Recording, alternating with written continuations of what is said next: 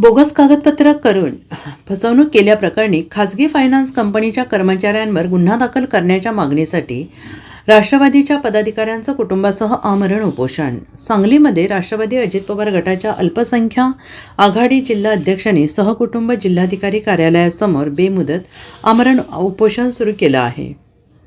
एका खासगी फायनान्स कंपनीकडून बेकायदेशीररित्या बोगस कागदपत्र करून घराचा कब्जा घेण्याचा प्रयत्न केल्याचा आरोप तौहीद शेख यांनी केला आहे आणि त्यामुळे संबंधित फायनान्स कंपनीच्या अधिकारी आणि कर्मचाऱ्यांच्यावर उपजिल्हा अधिकाऱ्यांच्या आदेशाप्रमाणे गुन्हा दाखल करावा या मागणीसाठी शेख यांनी आपल्या पतीपत्नी आणि मुलांसह प्रजासत्ताक दिनाच्या पार्श्वभूमीवर जिल्हाधिकारी कार्यालयासमोर बेमुदत आमरण उपोषण सुरू केलं आहे. शेख यांनी L&T फायनान्स या कंपनीकडून 32 लाखांचं कर्ज घेतलं होतं. त्यापोटी त्याचे हप्ते देखील वेळोवेळी भरण्यात आलेत.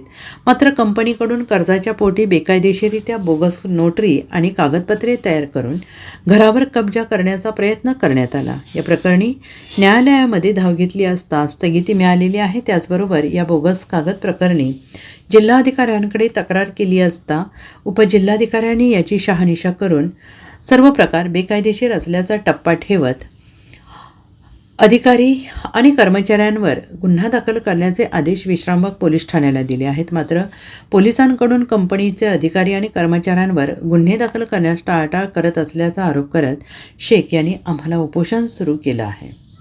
नमस्कार, माझं नाव तौहीद नबी शेख. मी L&T हाऊसिंग फायनान्सकडून 2015-16 मध्ये साधारण 31,75,000 रुपयाचे कर्ज घेतले होते. सदर कर्जाचे हप्ते वेळोवेळी मी भरलेले आहेत. असे असताना L&T हाऊसिंग फायनान्स कंपनीच्या संबंधित अधिकारी व कर्मचारी यांनी माझ्या कर्जाचे कर्ज करारपत्र, पॉवर ऑफ अटर्नी, डिक्लेरेशन, हमीपत्र, ॲफिडेविट आणि डिपॉझिट टायटल डीड असे बोगस कागदपत्रे खोट्या सह्या माझ्या व माझ्या पत्नीच्या करून तयार केलेले आहेत.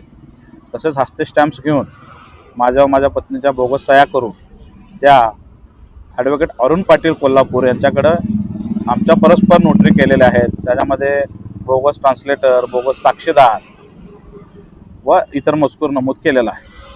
असे असताना व कर्ज हप्ते भरत असताना माझे कर्ज खाते थकीत नसताना सरफेसी कायद्याचा दुरुपयोग करून सांगली जिल्हाधिकारी कार्यालयाकडे सरफेसी कायद्याअंतर्गत अर्ज दाखल केला.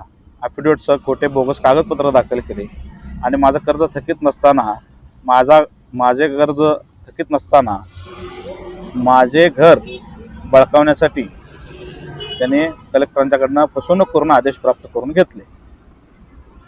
ही बाब ज्यावेळी कागदपत्र माहिती अधिकाऱ्यांमधून मिळाल्यानंतर लक्षात आली त्यावेळी आम्ही जिल्हाधिकारी सांगली यांना सविस्तर कागदपत्रासहित अर्ज दिला व त्यांना हे सगळं फसवणूक झालेली निदर्शनास आणून दिली. त्या अनुषंगाने अप्पर जिल्हाधिकारी यांनी त्याची दखल घेऊन L&T हाऊसिंग फायनान्स त्यांच्या संबंधित अधिकारी व कर्मचारी यांच्यावरती कारवाई करण्याचे निर्देश दिनांक 6/8/2025 रोजी पोलीस अधीक्षक सांगली यांना दिलेले आहेत. त्या अनुषंगाने पोलीस अधीक्षक सांगली यांनी कारवाईच्या सूचना पोलीस निरीक्षक विश्रामबाग पोलीस ठाणे यांना दिलेल्या आहेत. तेव्हापासून आम्ही सतत गुन्हा दाखल व्हावा यासाठी पाठपुरावा करत आहोत. परंतु पोलिसांकडून वेळोवेळी टाळाटाळ जाणीवपूर्वक केली जाते आहे व गैरहजरांना पाठीशी घातलं जात आहे. म्हणून आम्ही आज 25/1/2026 पासून मी, माझी पत्नी व माझी मुले संपूर्ण कुटुंब आमरण उपोषणासाठी बसलेलो आहोत. आज माझी मागणी आहे की L&T housing finance, L&T finance या कंपनीचे जे काही संबंधित अधिकारी आहेत त्यांच्यावर गुन्हा दाखल व्हावा ही माझी प्रमुख मागणी. Bureau report SBN Marathi, Sangli.